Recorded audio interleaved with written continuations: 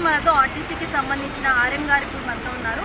Sir చెప్పండి, ఆర్టీసీలో ఎలాంటి చర్యలు తీసుకోబోతున్నారు ఇప్పుడు ఈ మేడారం జాతర? ఏం లేదండి, సుమారు 6000 బస్సులు ప్లాన్ చేశాము. కానీ మేము ఎక్స్పెక్టేషన్స్ కన్నా కొద్దిగా తక్కువ ఉండడం వల్ల 4000 బస్సులు మేము ఆపరేట్ చేయడం జరుగుతుంది. ఇప్పటివరకు 11,000 ట్రిప్లు మేము ఆపరేట్ చేయడం జరిగింది. సుమారు 4.5 లక్షల పైచలకు ప్రయాణికులు ఈ బస్సులను ఉపయోగించుకోవడం జరిగింది.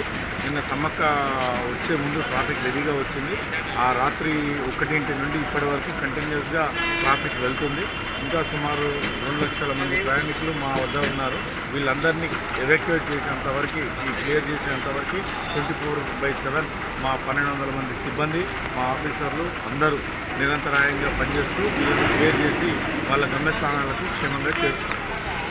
తెలంగాణ గవర్నమెంట్ మహాలక్ష్మి పథకం స్టార్ట్ చేసిన కాడి నుంచి అంటే ఇప్పుడు మేడారంలో ఫస్ట్ టైం కదా, అంటే ఇంకేమైనా ఇబ్బందులు ఎదుర్కొంటున్నారా? దీని మీద ఎటువంటి చర్యలు తీసుకుంటున్నారా? అంటే ఇప్పటివరకు అయితే మాకు ఇబ్బందులు అయితే ఏం కనపడలేదమ్మా. రెగ్యులర్గా బస్సెస్ పోతున్నాయి. ఎక్కడ ఎలాంటి కాంప్లైంట్స్ అయితే మాకు ఇప్పటివరకు రాలేదు. మరి విన్నారు కదా, ఆర్ఎం గారు చెప్పినట్టు ఎటువంటి ఇబ్బందులు అయితే ఏం లేదు, అన్నీ కూడా బాగానే జరుగుతున్నాయి అని చెప్తున్నారు ఆర్ఎం గారు. కెమెరామెన్ వంశీతో సంతోష్.